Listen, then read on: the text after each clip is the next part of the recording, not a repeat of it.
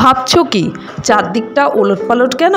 বিছানার চাদরটা ঝড় হবে করে চেঞ্জই করা হয়নি। আজ অনেক দিন পরে আবার চেঞ্জ করে নিলাম। এই করতেই লেগে গেল প্রায় 40-45 মিনিট।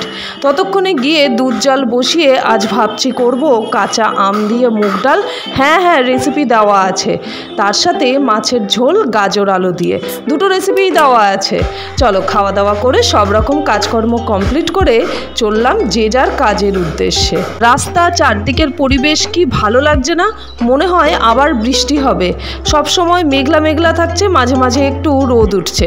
সারাদিনের এক কাপ বরাদ্দ চা আজকাল কলেজে এসেই খাই। কলেজে এত কাজের চাপ, মাঝখানে একটু খাওয়া দাওয়া না করলে, ইঞ্জিনে তেল না পড়লে চলবে কি করে? ফেরার সময় দরকারি জিনিসপত্র কেনাকাটি করে তারপরে বাড়ি ফেরা। বাড়িতে আসতেই প্রাপ্তি সন্তুবাবুর হাতে তৈরি আমলস্যি। সাবস্ক্রাইব।